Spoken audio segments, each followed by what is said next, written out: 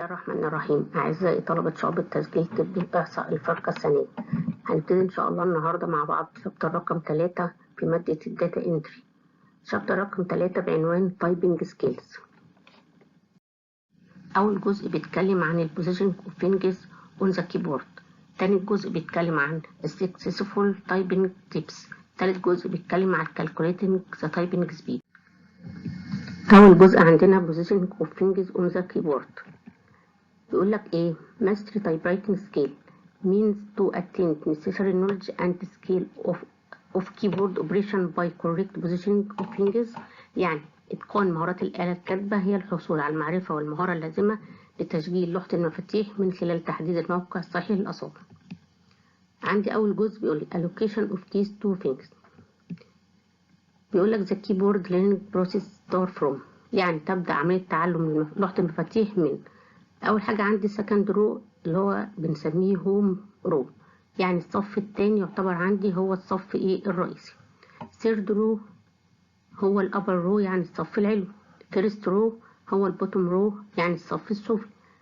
آخر حاجة عندنا fourth row يعني الصف الرابع هو صف الأرقام. وزي ما احنا كده شايفين ان شكل المفاتيح بيتبين ان يتم وضع الاصابع على الصف الرئيسي ثم تبدأ عملية تعلم الكتابة بتدريج. هنا بيقول لي نصيحة، بيقول لي the finger both hand have to operate the keys allotted to them on each row. يجب ان تعمل اصابع كلتا اليدين على تشغيل المفاتيح المخصصة لها في كل صف. النصيحة التانية بيقول لي it must be remembered that each finger has to operate only the key allotted to it. يجب أن نتذكر أنه على كل إصبع تشغيل مفتاح المخصص له فقط. هنخش بعد كده في رقم 2 allocation of keys to finger on second row اللي هو الهوم رو. يعني دلوقتي هنبدأ نخصص مفاتيح الصف الثاني اللي هو الصف الرئيسي. بيقول لي please 4 finger of each hand on home keys as shown in figure 3.2. ضع 4 أصابع من كل يد على المفتاح الرئيسي كما هو وضح في شكل 3.2 اللي هنشوفه إن شاء الله بعد كده. بعد كده بيقول the remaining 2 keys G and H on the second row are operated by the 4 finger اللي هو بتسمى index finger on left and right hand respectively. يجب تشغيل المفتاح المتبقي G وال H في الصف الثاني بواسطة السبابة لليد اليسرى واليمنى على التوالي. ده كده الشكل رقم 3.2 اللي هو بيقول لك ابتدي حط صباعك على زراير كل صف. وعندنا هنا الشكل باين ان كل صباع من اصابع اليد كانت اليمنى او اليسرى الالوان بتاعتها بالزراير بتاعتها. رقم 3 بيقول لك allocation of keys to finger on the third row upper row. تخصيص مفاتيح الاصابع في الصف الثالث اللي هو الصف العلوي. The next step is learning the key reaches from the home row to the row above it. اللي هو الخطوة التالية تعلم مدى الوصول من الصف الرئيسي إلى الصف الذي يعلوه اللي هو الصف الأعلى. بيقول لي the learning begins with the reaches from A to Q by left hand little finger and from semicolon to B by right hand little finger. يعني يبدأ التعلم بالامتداد من حرف ال A إلى ال Q بأصبع اليد اليسرى الصغيرة، ومن السيميكون إلى ال B بأصبع اليد اليمنى الصغيرة. This is followed by the placement of third finger lower ring finger to adjoin key W and O and so in the third row. يتبع ذلك بوضع الأصابع الثالثة اللي هو البنسر على المفاتيح المجاورة W وال O وهكذا في الصف الثالث.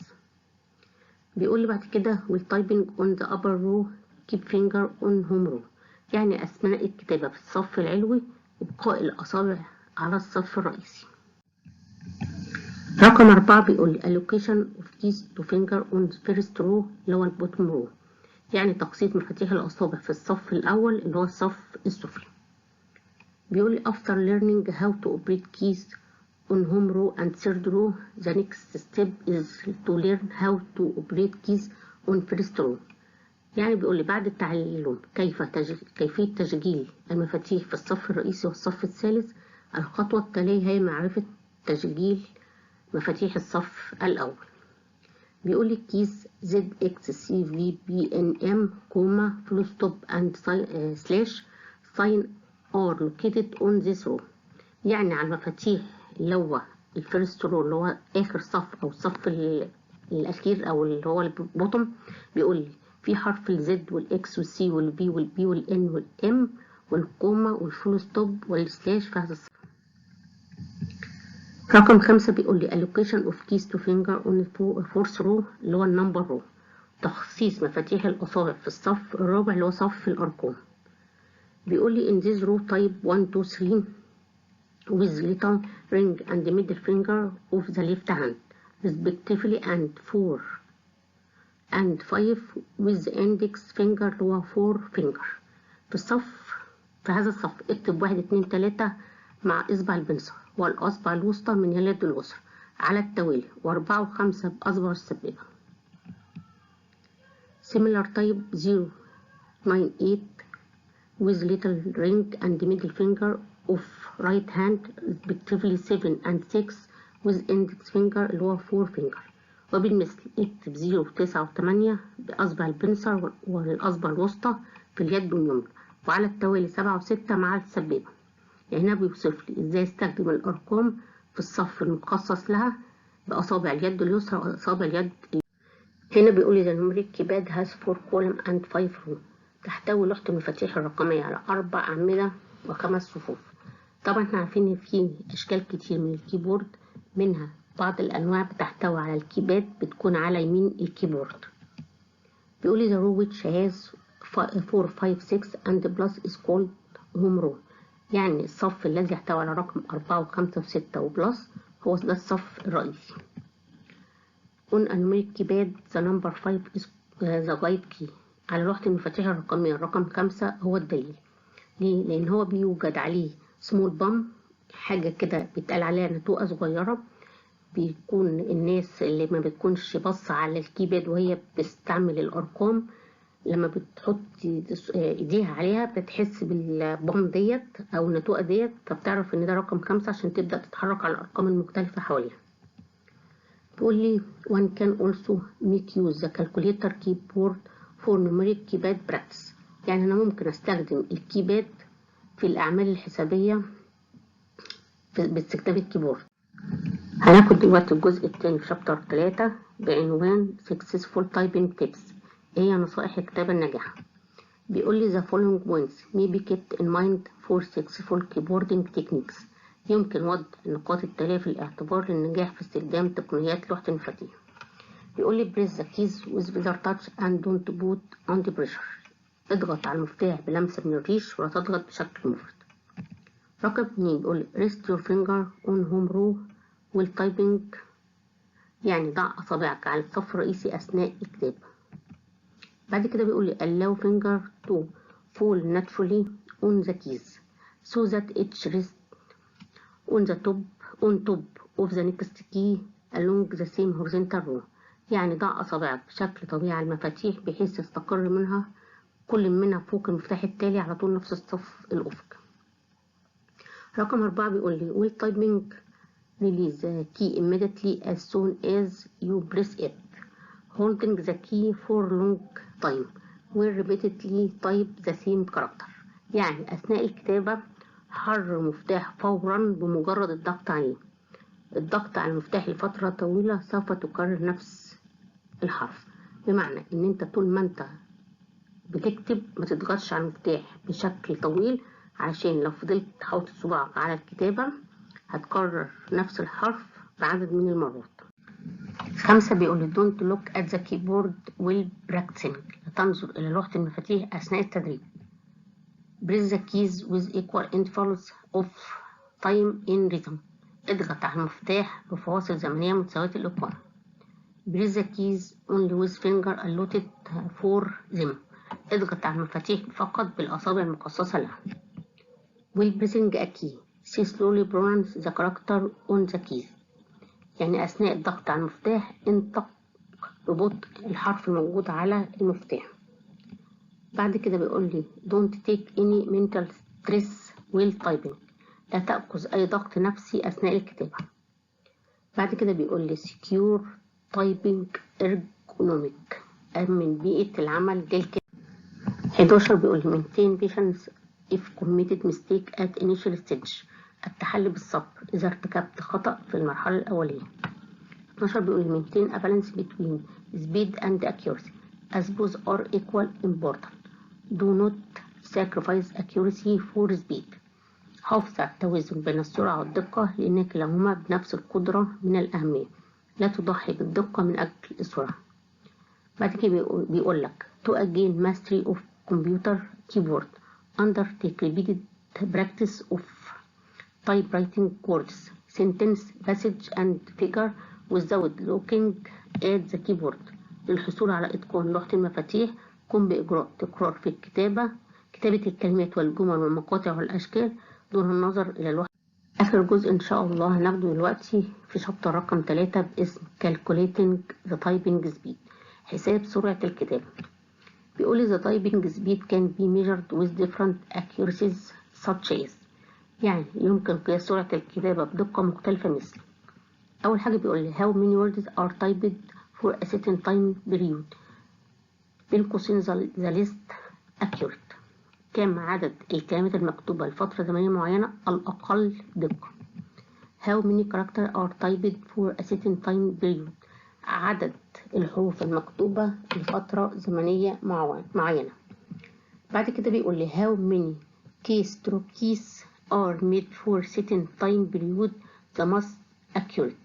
كم عدد ضغطات المفاتيح التي يمكن إجراءها لفترة زمنية معينة الأكثر دقة. بعد كده بيقول لي simple speed أو gross speed سرعة بسيطة أو السرعة الإجمالية. بعد كده يقول need speed takes into account the errors يعني صافي السرعة بأخذ في الاعتبار الأخطاء. بيقول لي the following table 3.1 lists of detailed descriptions of typing speed types يعني الجدول رقم 3.1 هيسرد الوصف التفصيلي لأنواع سرعة الكتابة. الجدول دوت بيوصف لي السرعات المختلفة وطريقة القياس الخاصة لكل سرعة على حدة. WBM يعني word per minute عدد الكلمات بالدقيقة. بيقول لي هنعملها ازاي. بيقول لي words without errors زائد words with errors على time spent in minutes يعني عدد الكلمات بدون أخطاء زائد الكلمات بها أخطاء على الوقت الذي يقضيه في دقائق. بعد كده بيقول لي الصافي WBM اللي هو نت WBM. بيقول لي هعمل ايه. هطرح WBM ناقص words with errors على time spent in minutes يعني هطرح عدد الكلمات ناقص الكلمات اللي باتي بها أخطاء على الوقت المنقضي. CBM يعني character per minute عدد الحروف في الدقيقة الواحدة. بتتحسب ازاي. بيقول لي character with errors without errors زائد character with errors على time spent in minutes يعني أحرف بدون أخطاء زائد أحرف بأخطاء على الوقت المستغرق بالدقائق. طب هحسب صافي عدد الحروف المكتوبة في الدقيقة الواحدة ازاي. بيقول لي هطرح عدد الحروف المكتوبة اللي هي CBM ناقص character with errors على time spent in minutes. طيب بعد كده عندي الكي بي ام اللي هو عدد الحروف عدد الضغطات المفاتيح في دقيقة واحدة.